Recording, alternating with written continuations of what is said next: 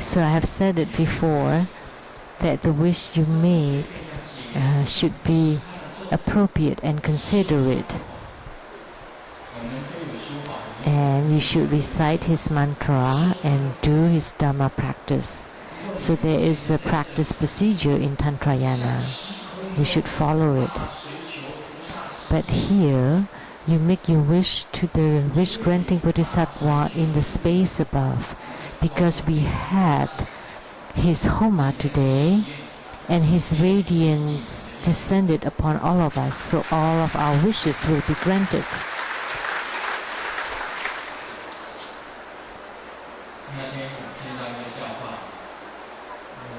The other day, I heard a joke that ladies like to be beautiful and Grandmaster also like to look good.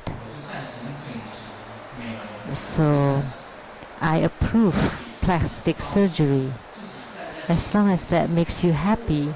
When you look yourself in the mirror, you feel good. Because your plastic surgery succeeded. It was a success.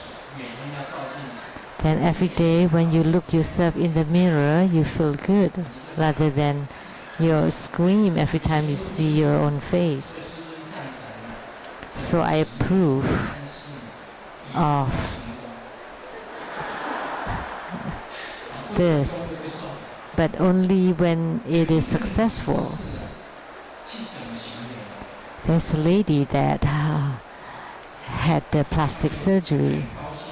She was so happy it was a success, and she came home. And then when the husband opened the door and saw this beautiful lady, and then the wife told him, "You don't recognize me?" And the husband replied, "Come on in, my wife is not here."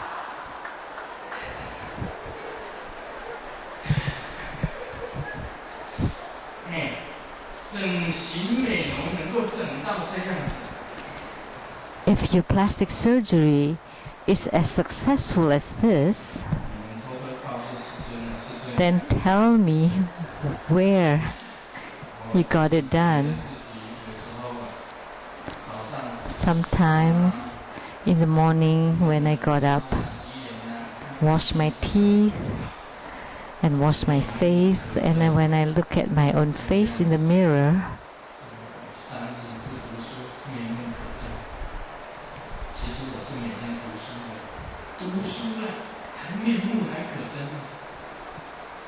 I look horrible, actually.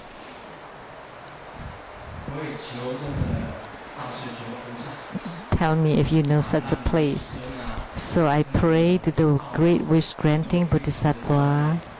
I hope that Grandmaster would always look very compassionate and look amiable and look good until old age. That's all my wish. If I need to have a plastic surgery, please tell me in secret, then I will go.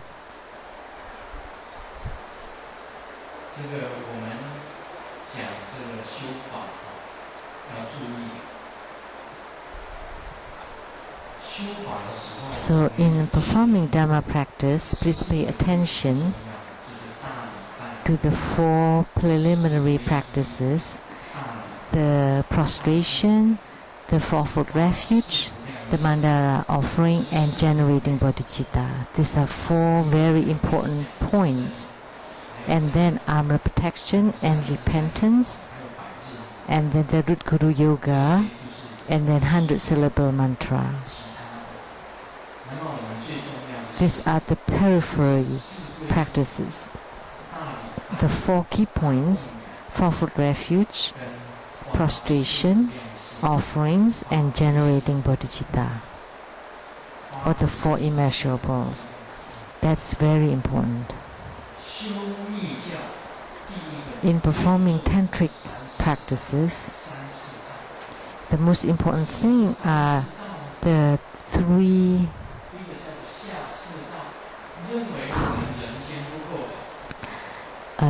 practices. The first level, the first stage is that you regard that human life is full of sufferings. There are more sufferings than happiness. When there's more sufferings than happiness, what should you do? You want to renunciate. Renounce the mundane world, and you don't want to be reborn in the 6 rebirth realms, and especially not the 3 lower realms. So, and even the human realm and the Asura realms are not very good. Although we are fortunate to be born as human beings, but it's still full of suffering. So, in performing Dharma practice, first we have to have a mind of renunciation. We want to renounce the mundane world. We want to go to a better realm. So that's the low stage, the low level. So in spiritual cultivation, first you have to have the renunciation mind. So in performing the fourfold refuge and the 4 key points, you want to have this renunciation. You don't want to be reborn in the rebirth realm. And then the second mindset is the middle level. After you finish this life,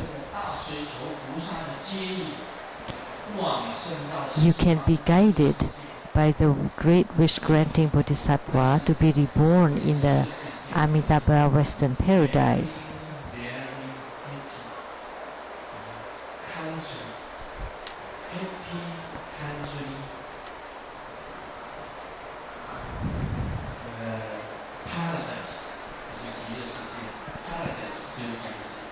That's paradise.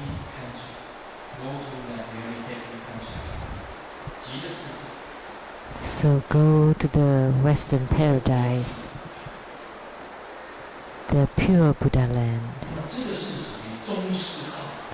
That's the middle level. The most important mind of renunciation, after you stop your reincarnation or rebirth, you can attain Bodhisattvahood or Buddhahood. That's the high level, the thought of the high level. So in taking refuge in the Buddha, the most important thing is you want to attain Buddhahood, to become a Buddha. Then you should train in Buddhism, and until you gain enlightenment, and then see the Buddha nature and attain Buddhahood. So in Buddhism, there are 3 levels. First, you want to stop the rebirth, renounce. Second, you want to be reborn in the Buddha land. And third, you want to attain Buddhahood in this lifetime. So we can't wander in this world, because this is world filled with desires, and with a lot of desires and wants. Of course, you still have aspirations and wants in all of these levels, but your aspirations is to become a Buddha or attain Buddhahood. That's the way to attain, to have attainments. So if you have desire, or you have a wish or a want, then you would obtain or gain something. And because you obtain or gain something, then you would also lose something. So desire is like when a biologist professor asks a female student,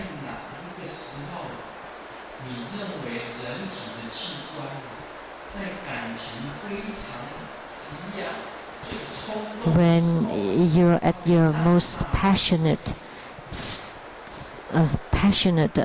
moment, what part of your body would become 10 times larger?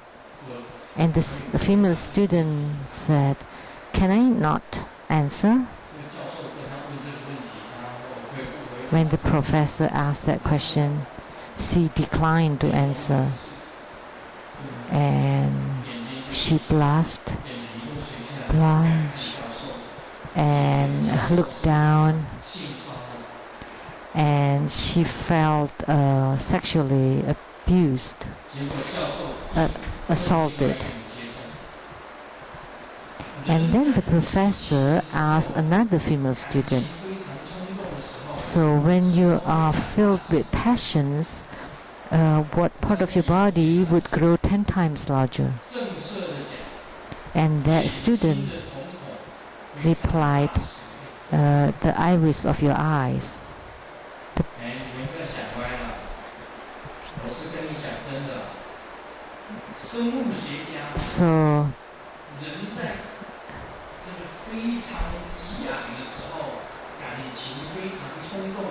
So human beings, when you're fully aroused or feel very emotional or agitated, then the pupil or the iris of your eyes would grow 10 times larger. And then the professor said that you made 3 mistakes. First, you did not do your homework last night. Second, then your thoughts wander to the wrong direction. And third, you would be fully disappointed after you get married in the future. It's not possible to grow 10 times larger. That's exaggeration. Actually, it's not that, but it's the iris or the iris of your eyes. When you're totally excited or agitated or in full passion, that the iris would grow 10 times larger. We have the head of the Academia Sinica. It's professor of chemistry, physics, astrophysics. So do you have any, are you an expert on biology? He did not answer, so he did not do any homework last night.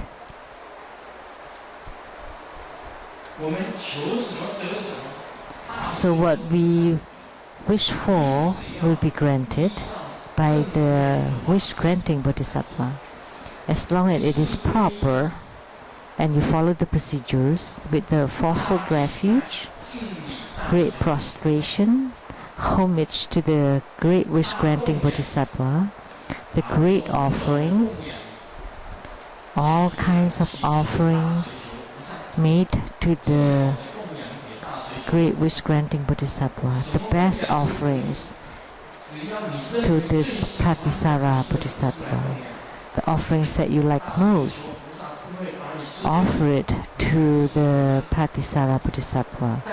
It will not be taken away or eaten by the Bodhisattva, but you have made it.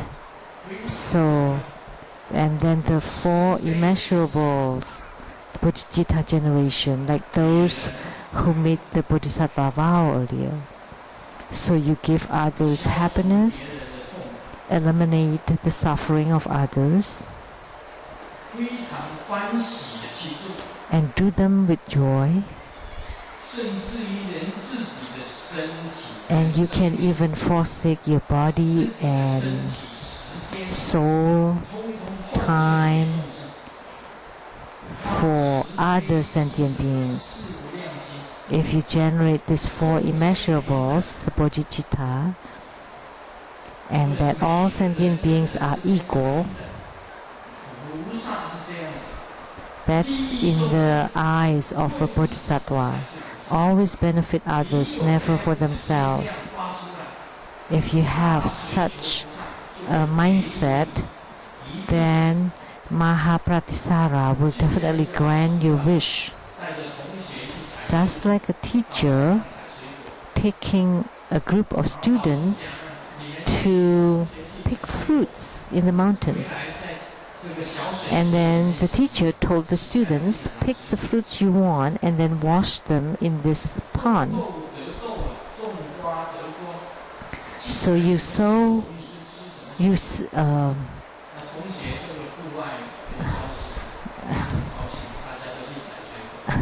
harvest what you sow. So the students were very happy, and they came back and washed the fruits, and the teacher asked, so Mary, what did you pick? Apple. I'm washing the apple. And how about you, Lisa? And she said, cherries. That's good. So she's washing the cherries. And Anne, what fruit? Oh, tomatoes. Good. Wash them. And then he asked John, what did you pick? And John said, oh, I didn't pick anything. I stepped on the pool. So what do you wash? I wash my shoes. Amitabha, Namo Buddhaya. So whatever you pick up, then that's what you would eat. But if you pick up on poo, you cannot eat it.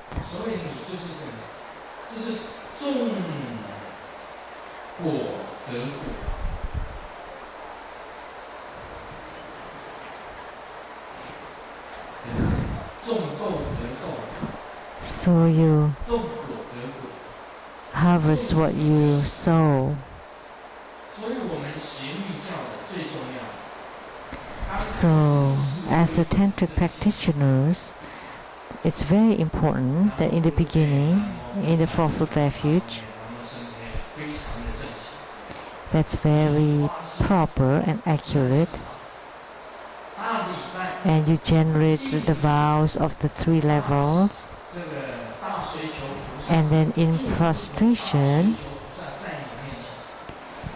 you pay homage to the Pratisara Bodhisattva as if he's right in front of you.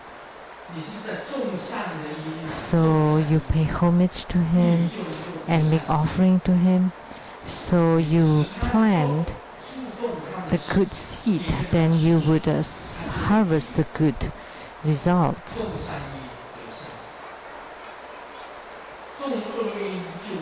So if you plant the bad seeds, then you would sow the bad harvest. So whatever fruit you pick, that's what you would eat. So whatever wish you make today, the great wish-granting Bodhisattva will grant your wish. So he's also the wish-granting Vajra, the Vajra that would grant your wish. But don't be greedy, that's not good. As a Buddhist, we should not take up these 3 careers. One is the gambling business that would arouse greed in other people. Second is the pornographic business that would also arouse desires in others. And third is the killing business. That's the conduct that would harm or kill others. So gambling, pornographic, and killing businesses you should not do.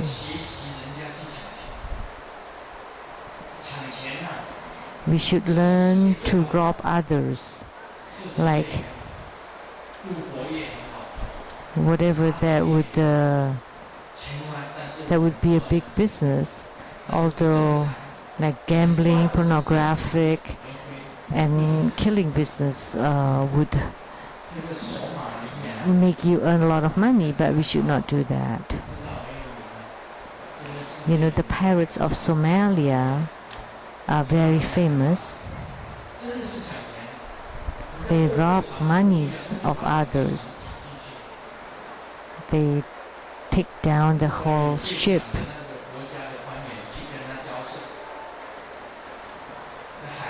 And then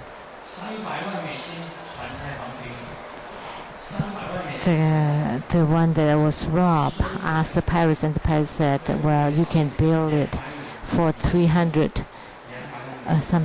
million.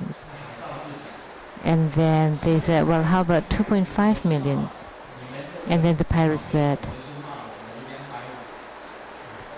what? 2.5 million?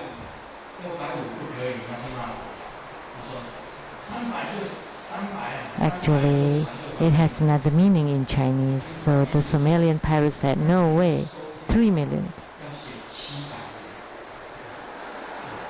But you should just, okay, I give you 3 million, but you should write a receipt that you only received 700.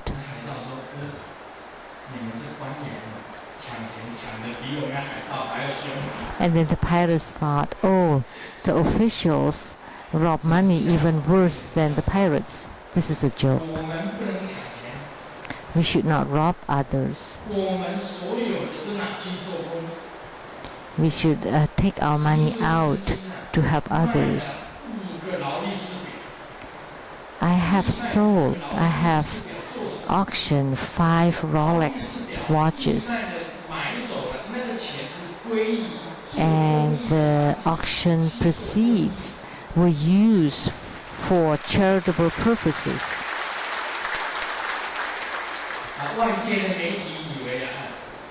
And the media did not know. They thought that Grandmaster Lu robbed a lot of money because he auctioned a Rolex watch, and where would the proceed go? But never, not even a cent, to Grandmaster Lu.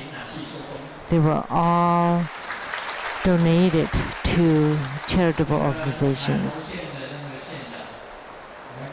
And the mayor of the Nantou County and directors and the chairmen, they all know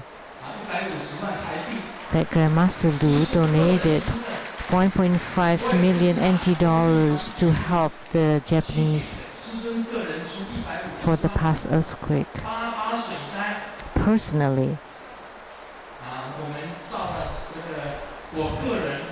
and for the Morakot flood, I personally donated 50,000 US dollars. Not our temples, but my personal donation. And the 9/1 earthquake, I personally also take out 70,000 US dollars.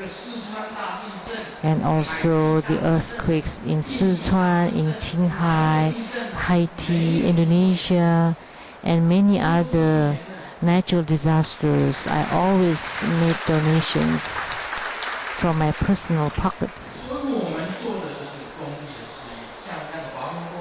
So the business that we do is always charitable business.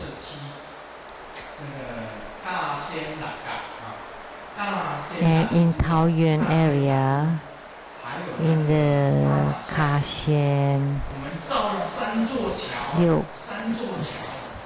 area, we built 3 big bridges. So our Lotus Light Charitable Society also made donations to build 3 bridges. And then the Lotus Light Charitable Society of Hong Kong also perform a lot of charitable work all year long.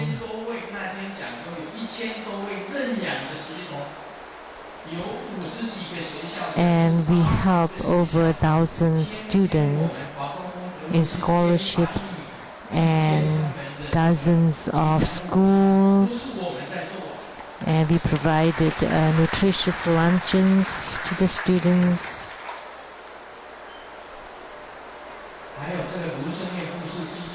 And also Sheng-yen Foundation. On August 27, during the Seattle ceremony, the True Buddha School ceremony in Seattle, we would make donations. There are a lot of students that cannot afford to go to school in the United States. So we have made donations before, and we will continue to provide donations this time in August. We made donations of $140,000 before, and will continue to do more. We would also provide health care. There's the incurable diseases, and we provide the funds so that they can continue their research on discovering cure to the incurable diseases. And we also provide scholarships in the United States.